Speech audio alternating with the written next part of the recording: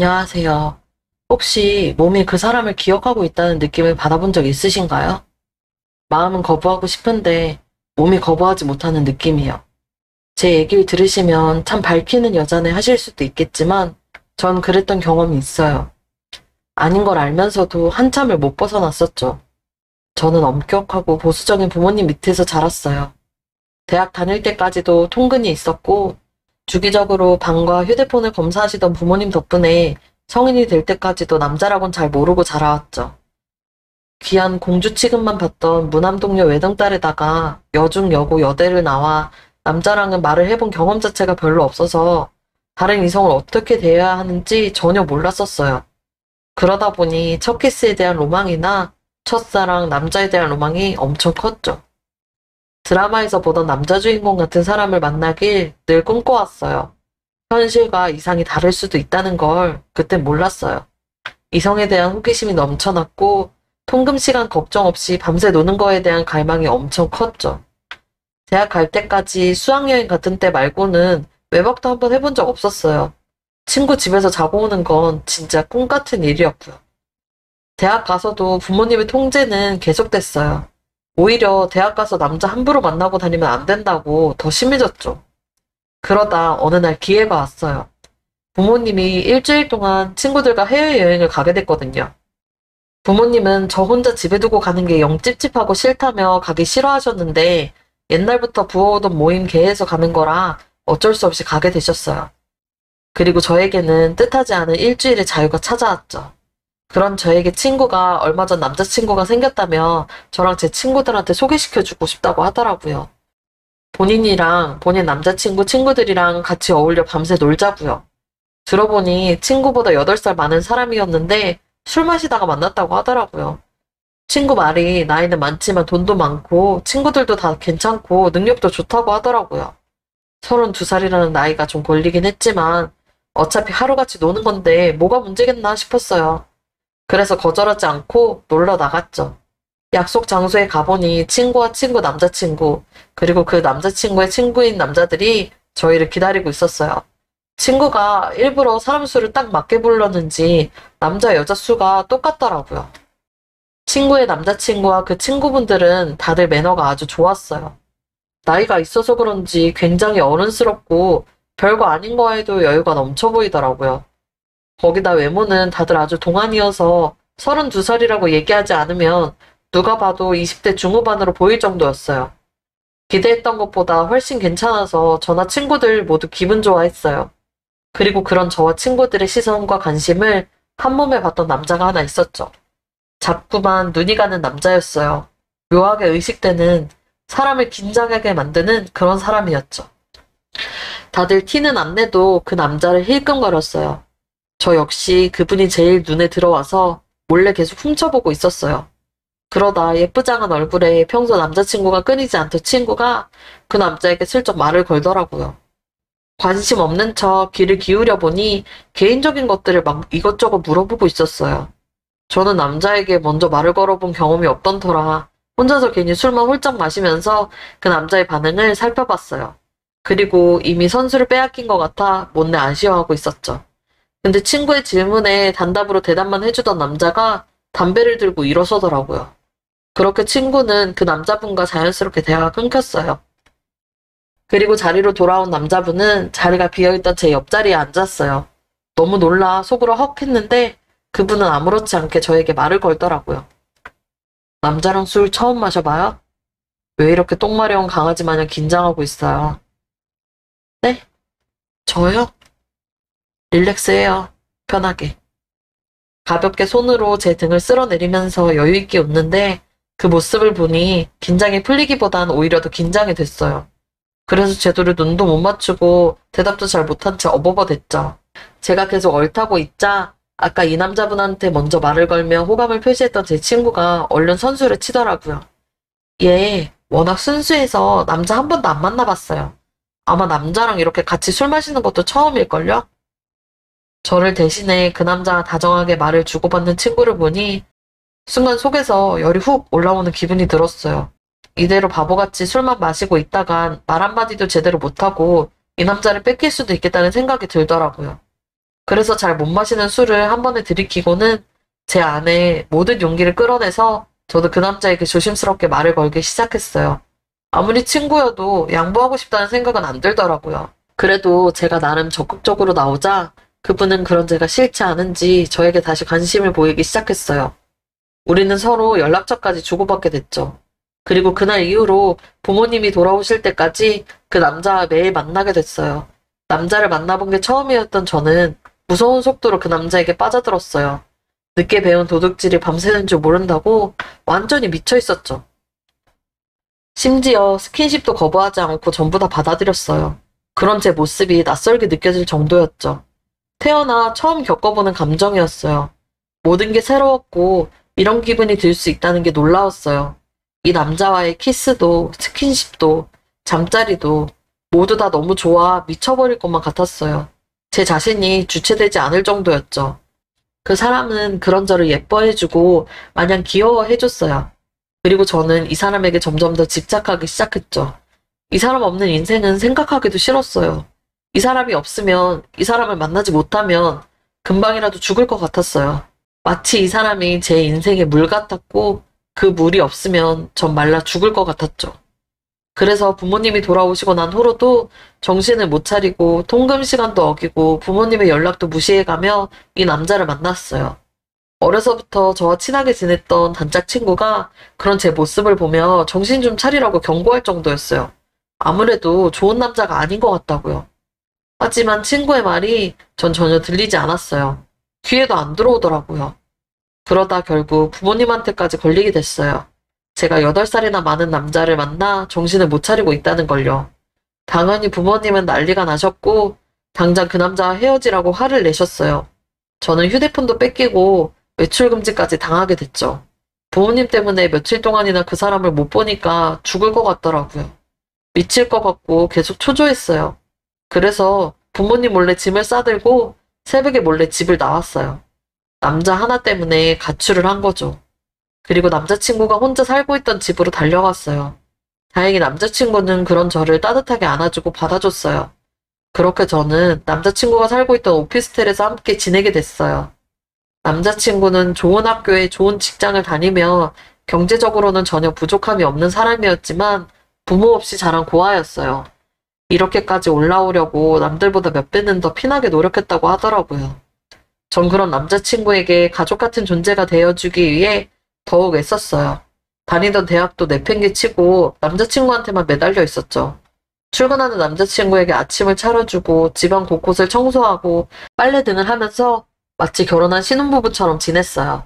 너무 행복했어요. 앞으로 결혼해서 이렇게만 살 수 있다면 소원이 없겠다 싶었죠. 그래서 저는 남자친구를 졸라 둘이서 작게 결혼식을 올렸어요. 남자친구는 후회하지 않겠냐고 물었지만 저는 절대 후회하지 않을 거라고 장담했어요. 이 사람만 있으면 어떻게 살든 다 괜찮을 거라고 확신했거든요. 그렇게 남자친구는 제 남편이 됐어요.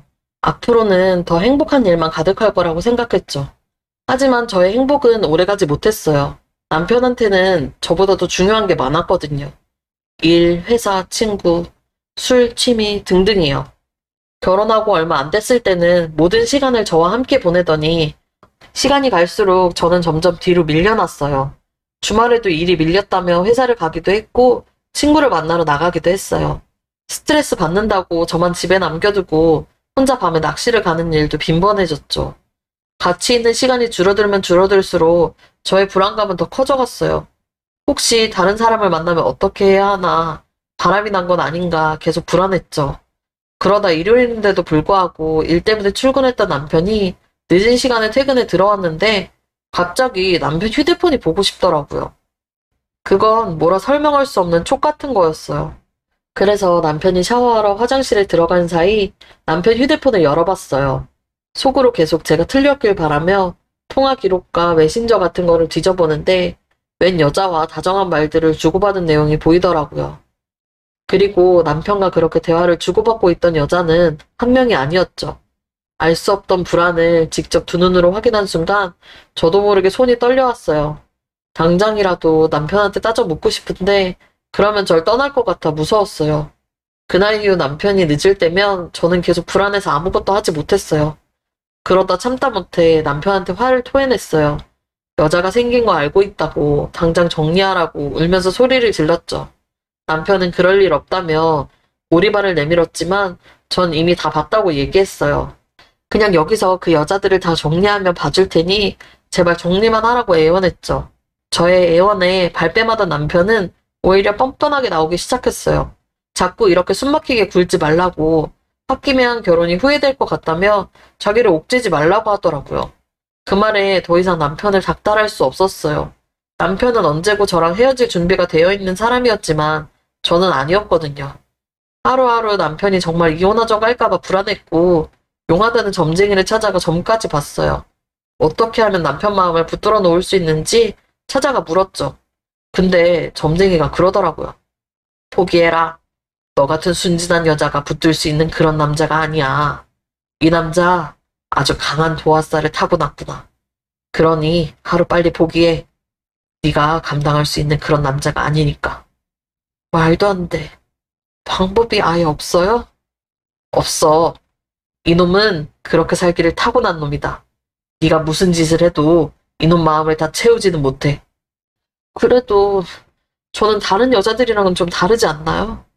결혼까지 했는데 이건 너에 대한 애정과는 다른 이야기야. 너가 다른 여자들보다 특별했으니 결혼까지 했겠다만 그렇다 해도 네가 이 마음을 온전히 다 붙잡아 놓지는 못할 거다. 주변의 여자들이 가만히 안 놔도 이놈도 그걸 거절할 놈이 아니고. 그러니 미련 그만 떨라는 거야. 점쟁이의 말에 저는 망연자실했어요. 점쟁이도 마땅한 방법이 없다고 하더라고요.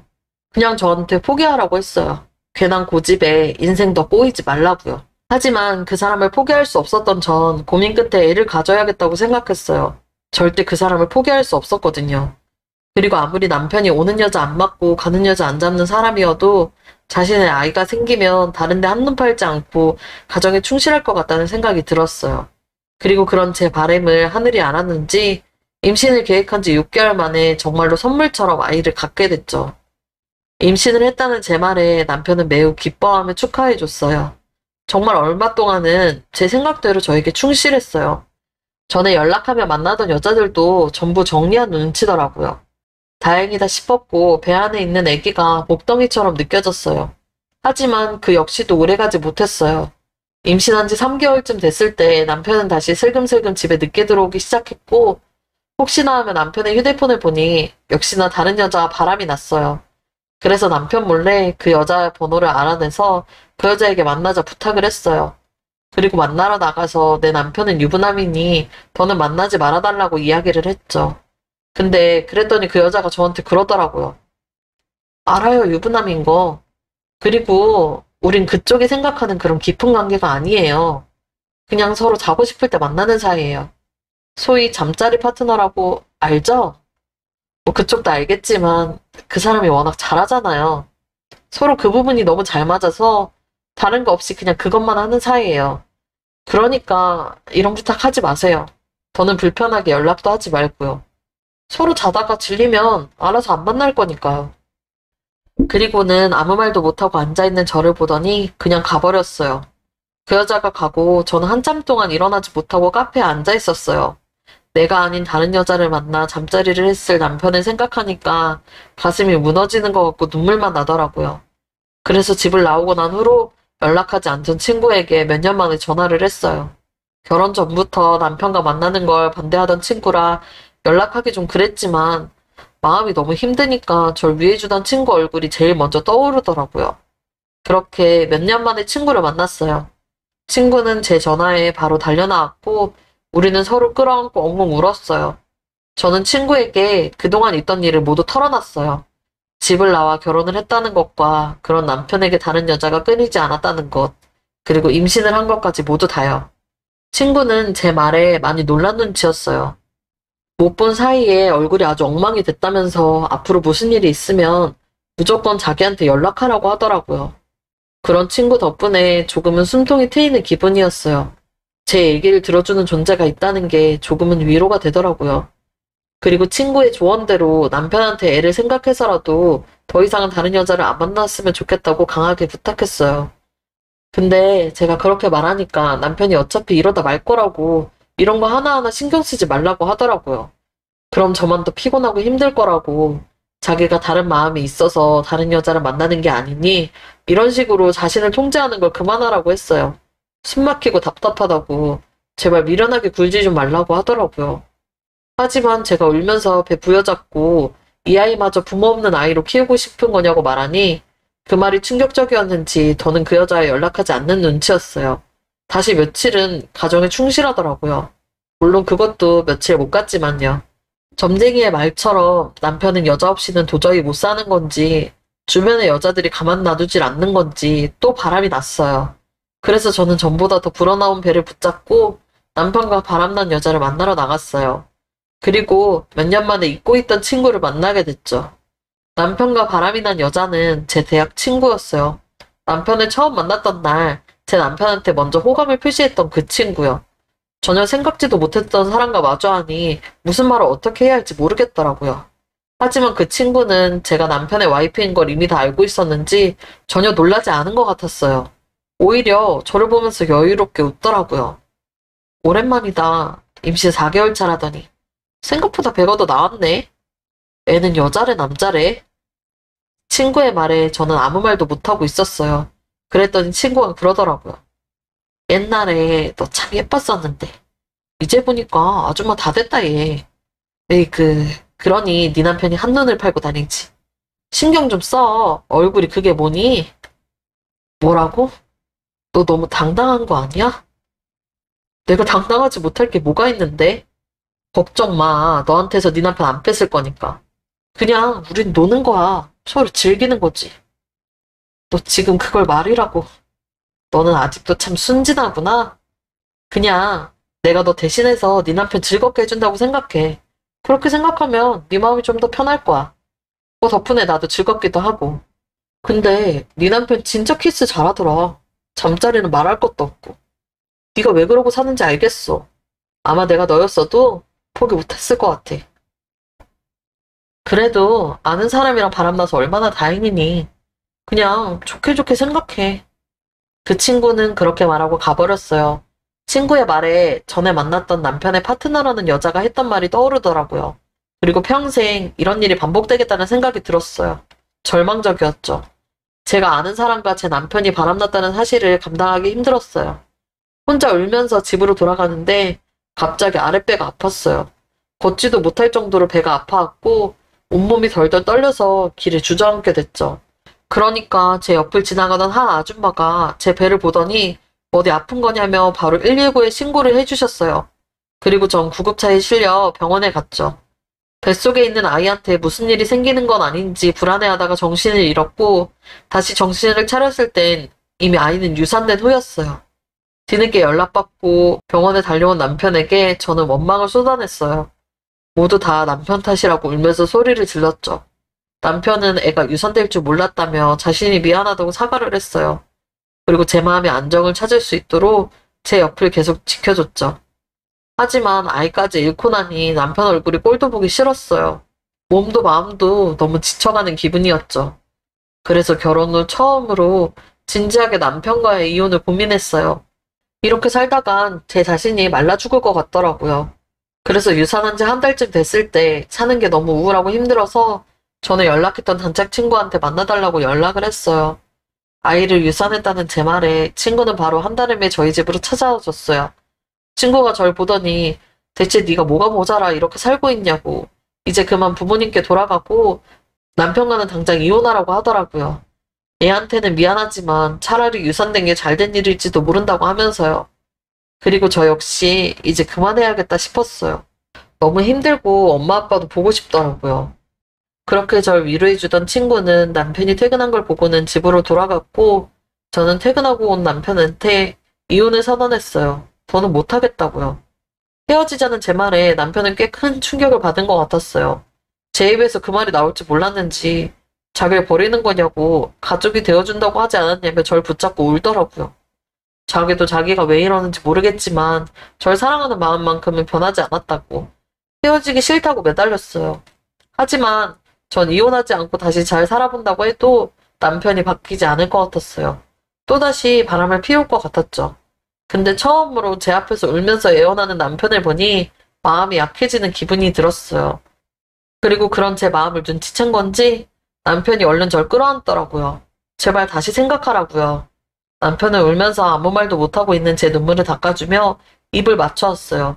이건 정말 아니라고, 어차피 달라지지 않을 사람이니 그만해야 한다고 머릿속에서는 끊임없이 저를 향해 말했지만 절 쓰다듬는 남편 손길에 몸이 뜻대로 움직이지 않았어요.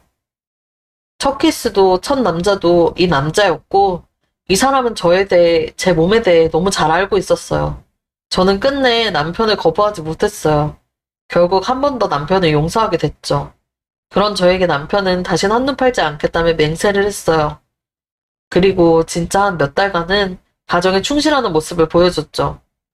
하지만 사람은 고쳐 쓰는 게 아니라고, 진짜 변한 건가 생각할 때쯤 남편은 다시 일핑계를 대며 늦게 들어오기 시작했어요. 네, 또 여자가 생긴 거였죠. 그 사실을 눈치채고 전 웃음이 났어요. 너무 어이가 없어서 더는 화도 안 나더라고요. 저는 당장 이혼해 상간녀까지 모조리 다 고소해야겠다는 결심을 했고 증거를 수집하기 시작했어요. 그리고 놀라운 사실을 하나 알게 됐죠. 남편의 상간녀요. 바로 저의 단짝 친구였어요. 둘이 또 어떻게 그런 사이가 된 건지 기가 차고 어이가 없어서 말도 안 나오는데 사실을 알게 된 저에게 친구가 그러더라고요. 저 때문에 제 남편한테 만나자고 했었는데 자기도 모르게 사랑에 빠지게 됐다고요. 이런 감정은 정말 처음이라고. 넌 어차피 이혼할 거라고 했으니 자기한테 제 남편을 양보해주면 안 되겠냐고 울면서 그러더라고요.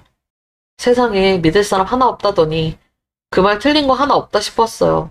저는 우는 친구의 뺨을 시원하게 때려준 뒤 그날 남편에게 진짜 이혼을 요구했어요. 이젠 진짜 더는 너랑 못 살겠다고요. 넌 사랑받을 자격도 없는 사람이라고. 이제 밑 빠진 독에 물 붓는 거 그만하고 싶다고. 제발 나랑 이혼해달라고 이야기를 했죠. 제 말에 남편은 안 된다며 당장 제 친구를 정리하겠다고 매달렸지만 전 이번만큼은 흔들리지 않았어요. 또 한 번 흔들리면 전 진짜 이런 일을 당해도 싼 인간이라고 스스로에게 끝없이 되뇌이며 결국 이혼 서류에 도장을 찍었죠. 남편은 절 사랑하는 마음만큼은 진짜라고 했었는데 그 말 중 반은 사실이었는지 이혼하면서 저에게 제가 원하는 대로 본인의 재산을 다 떼어줬어요. 위자료도 원하는 만큼 주겠다고 맞춰줬죠.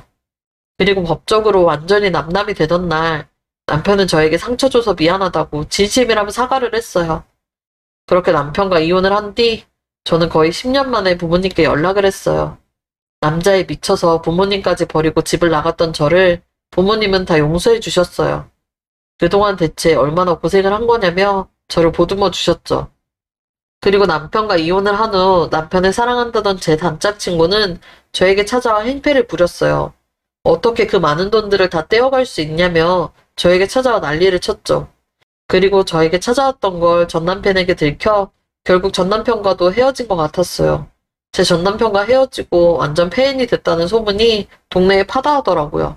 그래도 전 그 친구가 불쌍하다고 생각하지 않았어요.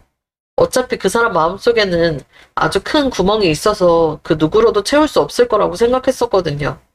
전 남편은 아직까지도 가끔씩 저에게 연락을 하곤 해요. 잘 지내고 있는지, 어디 아픈 곳은 없는지, 뭐 그런 연락이요. 저와 이혼한 뒤 엄청 후회하고 있는 것 같던데 저는 이제 더 이상 그 사람 신경 쓰지 않고 제 인생 살기로 했어요. 미련하고 멍청한 죄로 인생 공부 한번 세게 한 셈 치기로 했죠. 이 사연을 듣는 분들은 모두 행복한 일들만 가득하길 바랄게요. 아, 그리고 제가 봐도 진짜 고구마 100개 먹은 것 같은 답답한 사연이었지만 너무 심하게 욕하지는 말아주세요. 저 이제 진짜 정신 차렸거든요. 그럼 들어주신 모든 분들에게 모두 감사합니다.